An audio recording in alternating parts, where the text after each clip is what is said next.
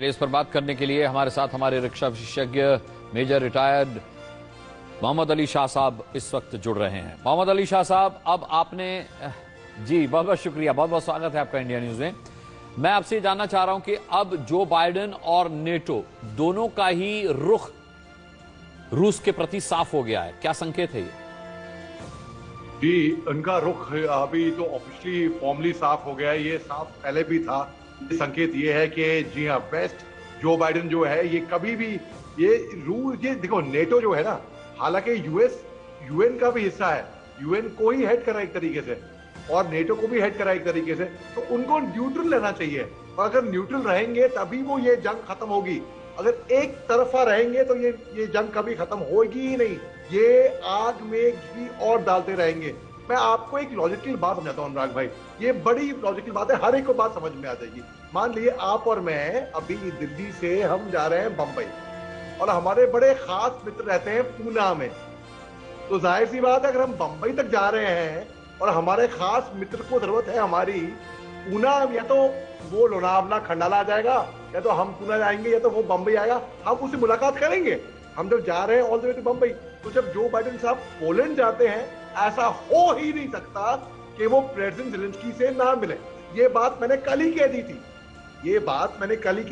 आज जाके उसकी खबर आने लगी कि इनकी मीटिंग होगी वहां पे, और प्रेसिडेंट ज़ेलेंस्की चाहे यूक्रेन में हो चाहे पोलैंड में हो, कहीं पे भी वहां पे जाए उन्हें मिलने, लेकिन इनकी मीटिंग तो तय है 100%, क्योंकि वो यूक्रेन अभी इस टाइम पे वॉर जोन है, वहां जा नहीं सकते, तो वो पोलैंड जा रहे हैं। अब दूसरी बात है कि अमेरिका का स्टैंड बिल्कुल क्लियर हो गया है रूस के प्रति और यूक्रेन के प्रति, और हिंदुस्तान का भी स्टैंड बहुत ही। मैं मोहम्मद अली शाह साहब रोकूंगा आपको। इस वक्त एक बड़ी खबर आ रही है, बता दें, पुतिन का आरोप, पश्चिम रूसी संस्कृति हमला कर रहा है, रूस के महान लोगों को मिटाने की कोशिश हो रही है, पुतिन का ये बयान है।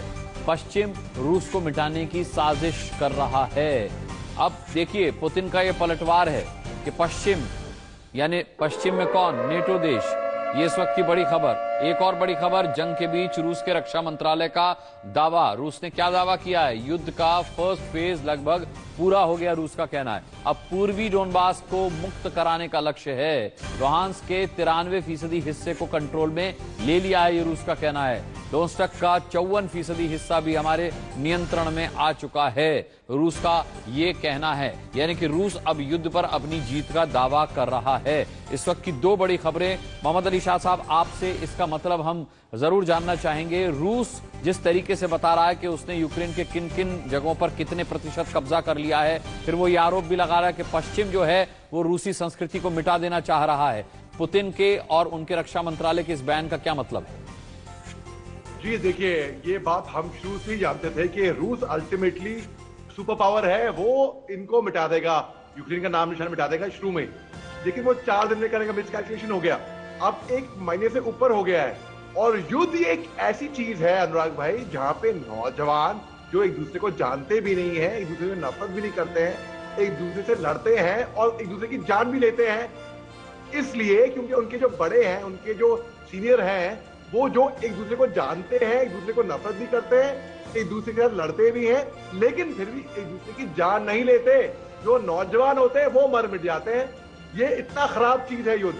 अब इसमें हम ये समझते हैं कि कोई जीत नहीं रहा होता या हार नहीं रहा होता है, सब हारते हैं। रूस जो कुछ भी दावे कर ले, ये इंफॉर्मेशन वॉरफेयर है, साइकोलॉजिकल वॉरफेयर है, बहुत तरीके से दोनों देश वो खेल रहे हैं। अब इसमें बात ये है, हारेंगे दोनों के दोनों, हारेंगे तो रूस भी और साथ में यूक्रेन भी, और इसका आफ्टर इफेक्ट्स हम सब पे होंगे अनुराग भाई, कोई इसमें जीता नहीं है। हाँ, ये बात मैं मानता हूं कि रूस जो अभी दावे कर रहा है, अभी ये बात बताइए, 1 महीना से ज्यादा लगता है, उसके पास एडवांस टैंक्स हैं रूस के पास। मैं नॉन टेक्निकल टर्म से बता रहा हूं मैं आपको, मगर वो अपने विंटेज टैंक्स का उन्होंने प्रयोग किया, रूस ने विंटेज टैंक्स क्यों लेकर आया वो यूक्रेन में? एडवांस टैंक्स होने के बावजूद भी उन्होंने अपने 5 मेजर जनरल मरवा दिए। कोई भी सेना, प्रोफेशनल सेना अपने फौजियों को फालतू में शहादत प्राप्त नहीं करवाएगी। हम जब फौज में थे अनुराग भाई, हमारा एक उसूल था कि अगर दुश्मन या इंसर्जेंट या उग्रवादी भाग जाए तो भाग जाए बला से हमारी, लेकिन हमारा एक भी जवान शहीद नहीं होना चाहिए। इसी का मैंने डायलॉग एक फिल्म में भी कहा था, आज नेशनल अवार्ड मिले थे। मैंने कहा था नो मिलिटेंट डेड और alive is worth my soldiers life. कोई भी उग्रवादी मेरे सिपाही के बराबर नहीं है, चाहे मुर्दा या जिंदा। अब देखिए इतने शहादत प्राप्त करा दिए फौजियों के, रूस में भी यूक्रेन में भी। और आपने खुद अभी रिपोर्ट में दिखाया कि यूक्रेन के फौजी बॉर्डर पे किस तरीके से पेश आ रहे हैं महिलाओं से, बड़ी शर्मनाक बात है। और यही तबाही मची हुई है हर जगह पे।